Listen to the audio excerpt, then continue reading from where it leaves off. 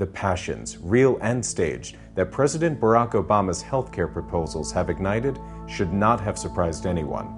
It's partly the dollars.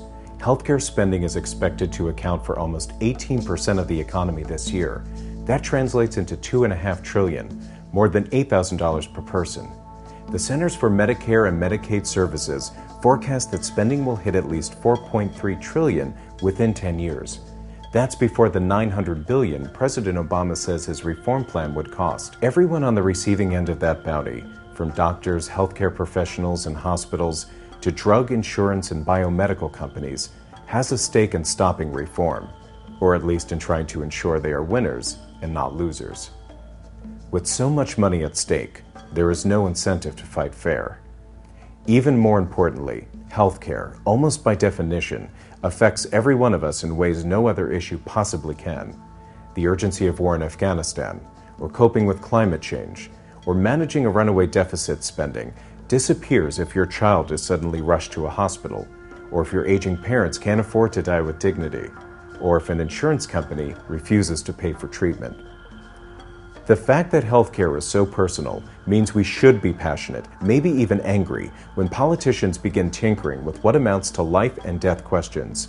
Change is always frightening, even more so when you don't trust the people making the changes, and Americans don't trust their politicians. The irony is that anyone who has dealt with America's healthcare system knows it is broken.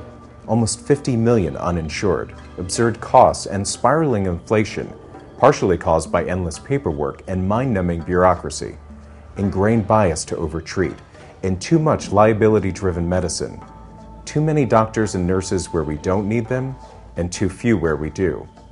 Americans deserve better, and they deserve cheaper. But can President Obama deliver either? The short answer is no, at least not the way the story has unfolded so far. Notwithstanding President Obama's inspired rhetoric, the political reality is stacked against him. On the one hand, congressional Republicans seem to be channeling Nancy Reagan's advice to just say no.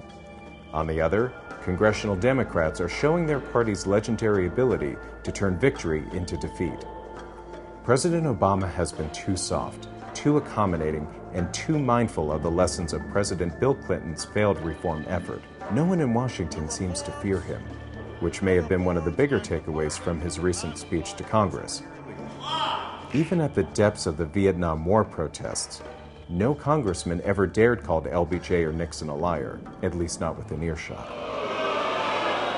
It's not true. Reform isn't dead yet, but it's on life support, and its vital signs are fading.